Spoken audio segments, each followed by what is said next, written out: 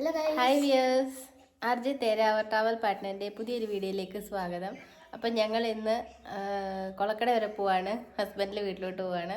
അപ്പോൾ രാവിലെ അങ്ങോട്ട് പോകുന്ന വഴിക്കാണ് കൊട്ടാരക്കര ഗണപതി ക്ഷേത്രം. അപ്പോൾ അവിടെ കൂടെ കയറിയിട്ട് വീട്ടിൽ പോകാമെന്ന് വിചാരിച്ച് ഞങ്ങൾ രാവിലെ റെഡിയായി. ഇപ്പോൾ 7:30 ആവുന്നുണ്ട്. അപ്പോൾ പോകുന്ന വഴി കാണാം. Hi wears. അപ്പം നമ്മൾ പോകാൻ ഇറങ്ങുകയാണ്. ഞാനും അങ്കിത്തും അബി, മേളിൽ നിന്ന് അമ്മയുണ്ട്. വാവച്ചൻ്റെ കൂടെ അങ്ങോട്ട് അവനീശത്തോട്ട് പോവാം. അവിടുന്ന് ട്രെയിനിന് പോകാം.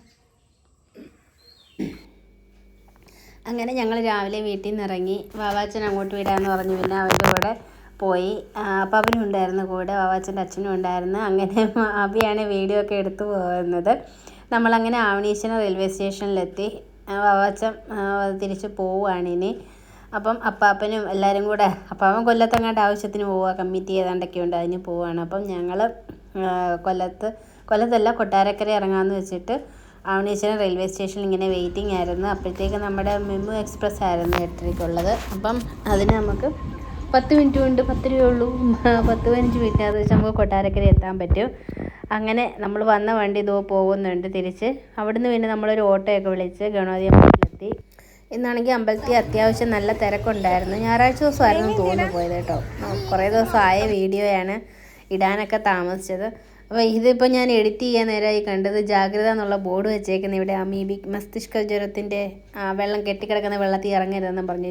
ഇനിയൊരു അറിയിപ്പ് ഉണ്ടാകുന്നവരെ വെള്ളത്തിൽ ഇറങ്ങരുതെന്ന്. പക്ഷെ ഞങ്ങൾ പോയായിരുന്നു കേട്ടോ കുളത്തിൻ്റെ അടുത്തോട്ട്. എന്നിട്ട് പിന്നെ വന്ന് തേങ്ങയൊക്കെ പൊട്ടിച്ചിട്ട്, തേങ്ങ പൊട്ടിച്ചത് അബിയാണേ. അപ്പോൾ തലയ്ക്കൊക്കെ ഒഴിഞ്ഞ് നാളികേരമൊക്കെ ഉടച്ചിട്ട് പിന്നെ ഞങ്ങൾ തൊഴാനകത്ത് കയറാൻ പോയി. അപ്പോൾ നമ്മൾ ഇതുവരെ ഇങ്ങനെ ക്യൂ നിന്ന് കയറിയിട്ടില്ല. നല്ല തിരക്കായിരുന്നു. പക്ഷെ ഒരുപാട് സമയം നിൽക്കേണ്ടി വന്നില്ല. പെട്ടെന്ന് തന്നെ കയറി തൊഴുതു, നല്ലോണം പ്രാർത്ഥിച്ചിട്ട് ഇറങ്ങി.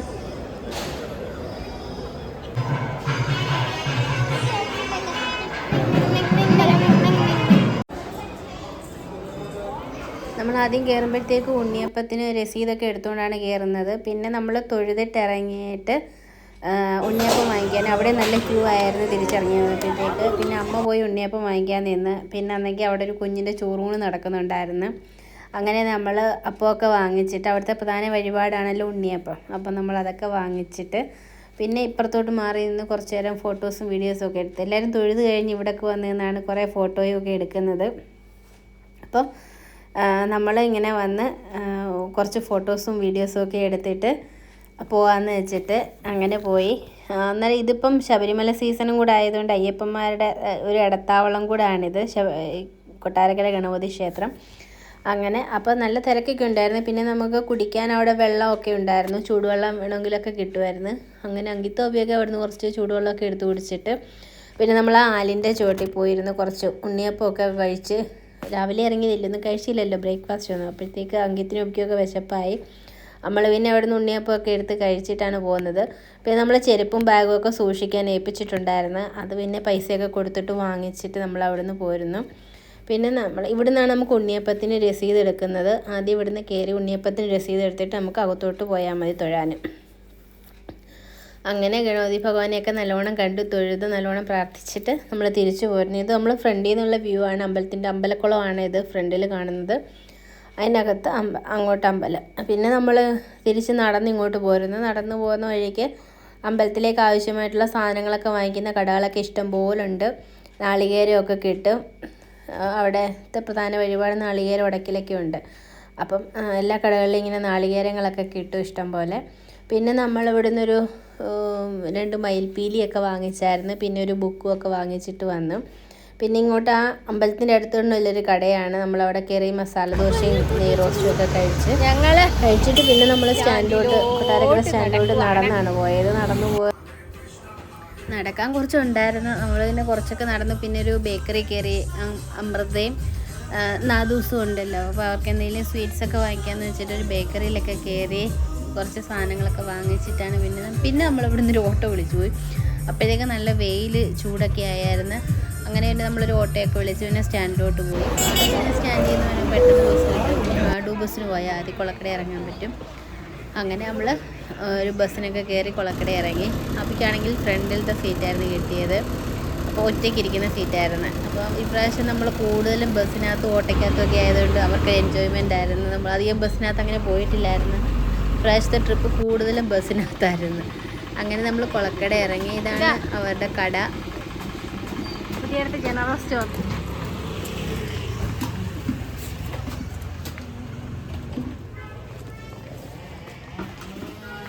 ഹായ് ആരത് ഇല്ലയോ മൂടിയമ്മ ഇല്ലയോ എവിടെ പോയിരിക്കുന്നു? അങ്ങനെ പിന്നെ നമ്മൾ കടയിലൊക്കെ എത്തി. ഇത് ഹസ്ബൻഡിൻ്റെ ചേട്ടനും വൈഫും കൂടെ നടത്തുന്ന കടയാണ്. അപ്പം നമ്മളിവിടെ കയറിയിരുന്ന് കുറച്ച് നേരം വർത്താനമൊക്കെ പറഞ്ഞ് ഷാർജയൊക്കെ അടിച്ച് തന്നിട്ട് പിന്നെ നമ്മൾ കുടിച്ചിട്ട് അവിടെ നിന്ന് ഒരു ഓട്ടോയെ വിളിച്ച് വീട്ടിലോട്ട് പോയി. അപ്പം അമ്മയും പിള്ളേരും ഒക്കെ വീട്ടിലാണുള്ളത്. ചേട്ടന് 2 പിള്ളേരുണ്ട്, അമൃതയും അമർനാഥും. അവളിപ്പോൾ 9ാം ക്ലാസ്സിൽ, അങ്കിത്ത 8ാം ക്ലാസ്സിൽ. അവർ 1 വയസ്സ് ഡിഫറൻസൊക്കെ ഉള്ളൂ. അങ്ങനെ പിന്നെ ഇത് കൊളക്കട ജംഗ്ഷനിൽ തന്നെയാണ് കട. അവിടുന്ന് വണ്ടി ഇറങ്ങി നമുക്ക് ഇവിടുന്ന് ഒരു ഓട്ടോ വിളിച്ച് അങ്ങോട്ട് വീട്ടിലോട്ട് പോകാം. ബസ്സൊക്കെ ഉണ്ട്, അത് സമയത്തൊക്കെ ഉള്ളൂ. അങ്ങനെ നമ്മളൊരു ഓട്ടോയൊക്കെ എടുത്ത് വീട്ടിലോട്ട് പോയി. വീട്ടിൽ അമ്മയും പിള്ളേരും ഉണ്ടായിരുന്നു. അവിടെ ചെന്നപ്പോൾ നാദൂസൊക്കെ ഇവിടെ നിന്ന് കളിക്കുകയൊക്കെ ചെയ്യുന്നു. അപ്പം ഞാൻ പറഞ്ഞ് ചെന്നിട്ട് വഴക്കുണ്ടാക്കി ചെയ്ത് ഞങ്ങൾ കടയിൽ കയറി ഷാർജയൊക്കെ കുടിച്ചിട്ട് വന്ന് നീ എന്താ കടയിലിരിക്കാഞ്ഞെന്നൊക്കെ ചോദിച്ചുകൊണ്ട്.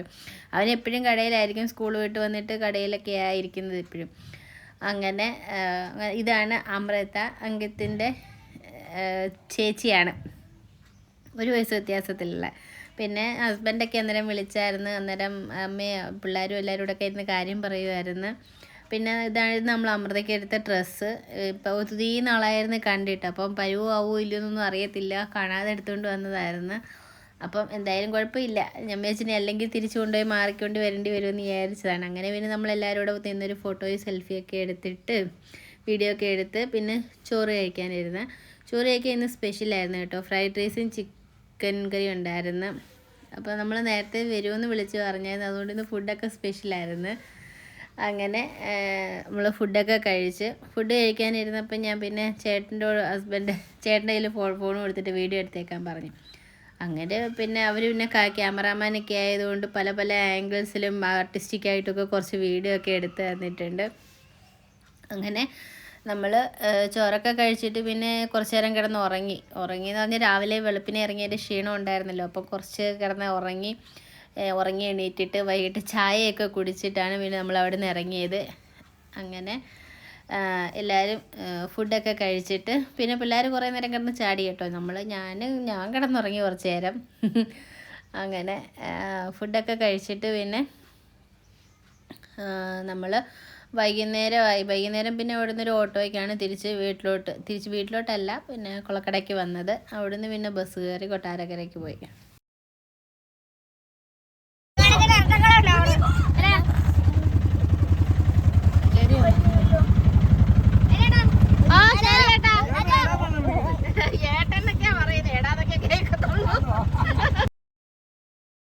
അങ്ങനെ നമ്മൾ പിന്നെ അവരോട് യാത്രയൊക്കെ പറഞ്ഞിറങ്ങി. പിന്നെ നമ്മൾ കൊട്ടാരക്കര വന്നിട്ട് അമ്മയ്ക്കാണെങ്കിൽ ചെറിയ ഫോണായിരുന്നു. പിന്നെ അമ്മയ്ക്കൊരു ഫോണൊക്കെ വാങ്ങിച്ച് വെച്ചിട്ടുണ്ട്, അടുത്ത ദിവസം കൊണ്ടുപോയി കൊടുക്കണം ഇനി. പിന്നെ നമ്മളിവിടുന്ന് പത്തനാപുരം ബസ്സിന് പോയി. പിന്നെ അവിടെ പകുതിക്കൊക്കെ ഇറങ്ങി ഓട്ടോ വിളിച്ചാണ് വീട്ടിലോട്ട് പോയത്. ഇത് കണ്ട KSRTCയിലെ ഒരു പുതിയ ബസ്സായിരുന്നു, ഞാൻ കണ്ടിട്ടില്ല, ആദ്യമായിട്ട് കാണുക.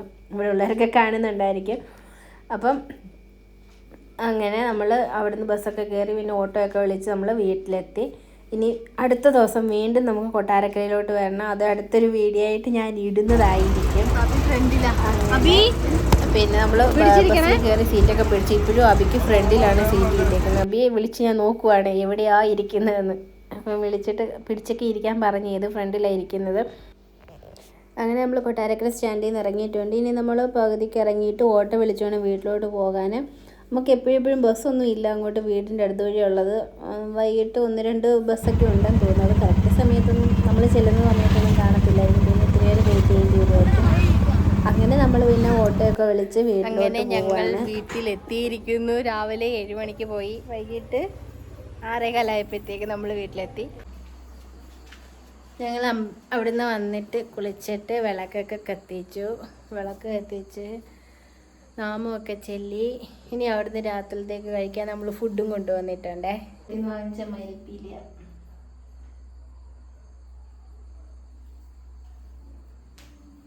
നമ്മൾ രാത്രിത്തേക്കുള്ള ചോറും കൂടെ അവിടുന്ന് പൊതിഞ്ഞ് തന്നിട്ടുണ്ട്. ഇനി ഒന്നും ഉണ്ടാക്കണ്ട, ഫുഡ് ചൂടാക്കി കഴിച്ചിട്ട് കിടക്കണം. അപ്പോൾ ഇനി നമ്മൾ ഫുഡൊക്കെ കഴിക്കാൻ പോവാണ്. നമ്മുടെ വീഡിയോ അപ്പോൾ ഇത്രയേ ഉള്ളായിരുന്നു. വീഡിയോ ഇഷ്ടപ്പെട്ടാൽ ഒന്ന് ലൈക്ക് ചെയ്യുക, ചാനലൊന്ന് സബ്സ്ക്രൈബ് ചെയ്യുക. അപ്പം താങ്ക്സ് ഫോർ വാച്ചിങ്.